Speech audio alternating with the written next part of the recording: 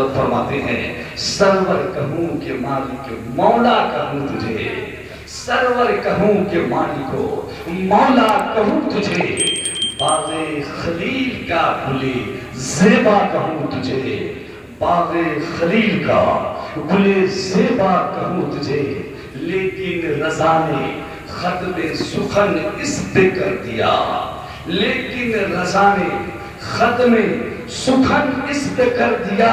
کیا خالق کا بندہ، کیا خالق کا بندہ، کیا خالق کا بندہ، خلق کا آقا کہوں تجھے، خالق کا بندہ خلق کا آقا کہوں تجھے۔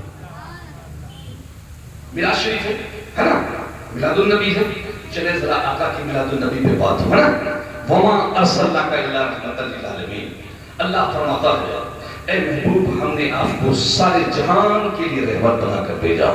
سبحان اللہ سبحان اللہ، وہ ہر عالم کی رحمت ہے، کسی عالم میں رہ جاتے، وہ ہر عالم کی رحمت ہے، کسی عالم میں رہ جاتے، یہ ان کی مہربانی ہے کہ یہ عالم پسند آیا، یہ ان کی مہربانی ہے کہ یہ عالم پسند آیا۔ یعنی نبی کریم صلی اللہ علیہ وسلم کو اللہ نے رحمت بنا کر بھیجا۔ جب مصطفیٰ جان رحمت آئے تو کب آئے؟ یعنی اس دنیا میں حضور صلی اللہ علیہ وسلم 20 اپریل 571 عیسوی 12 ربیع الاول سوموار کو بھور کے سمے عرب کے مکہ شہر ریگستان میں حضرت عبد المطلب کے پوتا کی شکل میں، حضرت عبداللہ کے بیٹا کی شکل میں، حضرت عبداللہ کے بیٹا کی شکل میں، وہب کے ناتی نواسا کی شکل میں، حضرت آمنہ کے بیٹا کی شکل میں، ابو طالب کے بھتیجا کی شکل میں حضور صلی اللہ علیہ وسلم مکہ شہر میں تشریف لائے۔ میرے نبی صلی اللہ علیہ وسلم ابھی دنیا میں تشریف لانے سے پہلے اپنے ماں کے بطن پاک میں ہیں، اور ماں کے بطن پاک میں حضرت آمنہ بیان فرماتی ہے کہ جب میرا بیٹا میرے پیٹ میں تھا تو جس طرح عورتوں کو بچوں کی پرورش میں پیٹ کے اندر تکلیف ہوتی ہے، مجھے کبھی بھی ایسی تکلیف نہیں ہوئی۔ سبحان اللہ سبحان اللہ۔ حضرت آمنہ فرماتی ہیں کہ میں جب پانی کے لیے جاتی تھی تو کنویں کے پاس جانے کے بعد ڈول ڈالنے سے پہلے پانی کنواں کا اوپر آ جایا کرتا تھا، یہاں تک کہ اور عورتیں کہتی تھی اے بی آمنہ آپ ٹھہر جاؤ، اس لیے کہ آپ یہاں پہ رہوں گی تو پانی اوپر رہے گا، ہم لوگ بھی لے کے چلے جائیں گے۔ نبی کریم صلی اللہ علیہ وسلم کی ماں حضرت آمنہ فرماتی ہے کہ میرا بیٹا جب میرے پیٹ میں تھا تو میں کبھی بھی ایسا محسوس نہیں کی کہ میرے پیٹ میں کوئی بچہ یعنی کوئی وزن ہے۔ حضرت آمنہ فرماتی ہے کہ جب میں اپنے بچوں کی پیٹ میں پرورش کرتی تھی تو میرے بدن سے بہت زیادہ خوشبو ہوا کرتی تھی۔ ایک دن حضرت عبد المطلب کی بیوی یعنی حضور صلی اللہ علیہ وسلم کی دادی حضرت آمنہ سے کہتی ہے اے آمنہ یہ بتاؤ جب میرا بیٹا عبداللہ انتقال کر چکا ہے تو پھر تم بیوہ ہو چکی ہو تو تم خوشبو کیوں لگاتی ہو؟ تمہیں خوشبو نہیں لگانی چاہیے، کیا تم یہ نہیں جانتی کہ میں قریش خاندان کا ہوں، میں مکہ کا سب سے شریف خاندان کا ہوں، میں مکہ میں سب سے اچھا خاندان ہوں، ہر طرح سے میں اچھا ہوں، اس لیے مجھے قریش کہا جاتا ہے کہ میں صحیح ہوں، بہادر ہوں۔ قریش ایک سمندر کے سب سے مضبوط مچھلی کا نام ہے، اس لیے قریشی خاندان کہا جاتا کہ قریشی خاندان بڑے بہادر خاندان تھے۔ اس لیے عبد المطلب کی بیوی میرے آقا کی دادی کہتی ہے کہ بیٹی تم کیوں خوشبو لگاتی ہو؟ آؤ ذرا سا اب حضرت آمنہ کا جواب سنو۔ حضرت آمنہ کہتی ہے میری امی میں نے تو آج تک کبھی خوشبو لگائی ہی نہیں، میں نے کبھی بھی خوشبو نہیں لگائی، اگر میں صرف بدن سے خوشبو نہیں آتی، اگر میں جھاڑو پکڑ لیتی ہوں تو جھاڑو بھی خوشبودار ہو جایا کرتا ہے، اگر میں آنگن میں جھاڑو لگاتی ہوں تو آنگن بھی خوشبودار ہو جایا کرتا ہے. اگر میں کوئی برتن ہاتھ سے پکڑتی ہوں تو وہ برتن بھی خوشبودار ہو جایا کرتا ہے. اگر میں غسل خانہ میں چلی جاؤں تو غسل خانہ بھی خوشبو سے مہکنے لگتا ہے. حضرت آمنہ کہتی ہے میری امی یہی تک نہیں میں خود سوچ میں ہوں مجھے کیا ہو گیا ہے پتا نہیں. جب میں سوتی ہوں تو رات میں ستارے آتے ہیں چاند آتے ہیں اور مجھے سلامی پیش کرتے ہیں. یہی تک نہیں سرکار حضور سرور کونین کی ماں فرماتی ہے کہ میری ماں یہی تک نہیں میرے خواب میں ایک ایک وہ عورتیں آتی ہیں جسے میں نے کبھی نہیں دیکھا وہ آ کے مجھے مبارکباد پیش کیا کرتی ہے.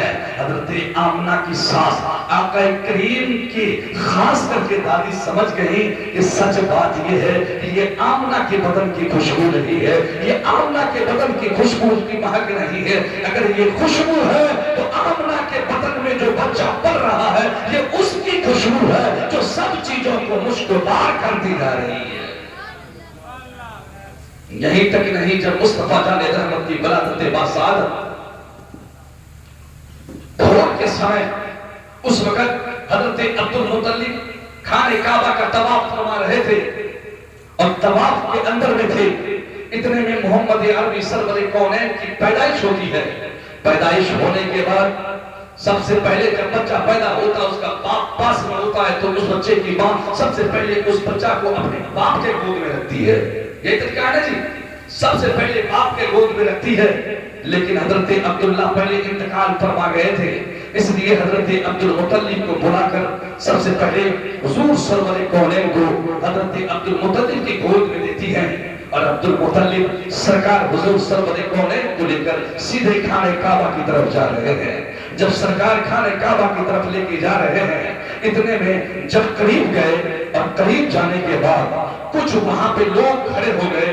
تھوڑی دیر کے بعد ان لوگوں کے بیچ میں بحث و مباحثہ یہ ہونے لگے. کسی نے کہنے لگا سنو سنو ایک بات میں تجھے کہہ رہا ہوں. کہا بولو کیا؟ کہا میں آج کھیتوں کی طرف گیا تھا جو کھیت ہمیشہ بنجر رہا کرتا تھا کبھی اس میں ہریالی نہ ہوا کرتی تھی. نہ جانے آج رات بھر میں کیا ماجرا ہو گیا پورا کھیت ہرا بھرا ہو گیا ہے بنجر زمین ہریالی میں بدل گئی ہے اس لیے میں خود پریشان ہوں. اتنے میں ایک باغ کا مالک کہتا سن یہ بات کون بڑی سی بات کہہ رہے ہو آؤ اس سے بڑی بات تمہیں ایک سناتا ہوں. کہا بتاؤ کون سی بات ہے؟ کہا سنو سنو جو میرا باغیچہ کتنے دن سے پھل نہیں دیتا تھا پیڑ درخت سوکھ گیا تھا اس کی ڈالیاں سوکھ گئی تھی پتے سوکھ گئے تھے میں آج گیا رات بھر میں کیا ماجرا ہوا دیکھتا ہوں ڈالیاں بھی ہری ہو گئی ہے پتے بھی ہرے ہو گئے پیڑ بھی ہرے ہو گئے. ارے یہی تک نہیں بن موسم کا اس میں پھل بھی لٹک رہا ہے.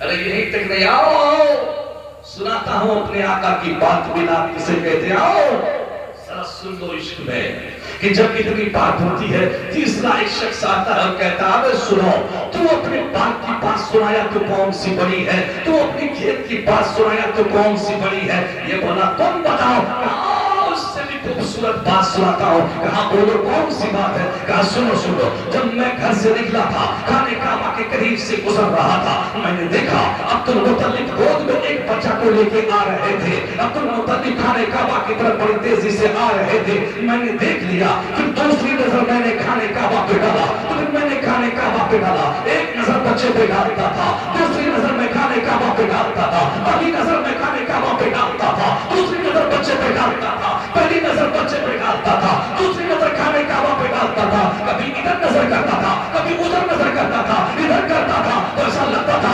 عبدالمطلب خانہ کعبہ کی طرف جا رہے ہیں. جب ادھر دیکھتا تھا ایسا لگتا تھا خانہ کعبہ جھوم کر استقبال کر رہا ہے. جب خانہ کعبہ کو دیکھتا تھا لگتا تھا جھوم کے استقبال کر رہا ہے. جب بچے کی طرف عبدالمطلب کی طرف دیکھتا تھا مجھے ایسا لگتا تھا عبدالمطلب خانہ کعبہ کی طرف جا رہے ہیں. آخر میں میرا دل یہ فیصلہ لیا کہ یہ سچ ہے عبدالمطلب گود میں بچہ لے کر خانہ کعبہ کی طرف جا رہے ہیں اور خانہ کعبہ بھی جھوٹ کر اس بچے کا استقبال کر رہا ہے.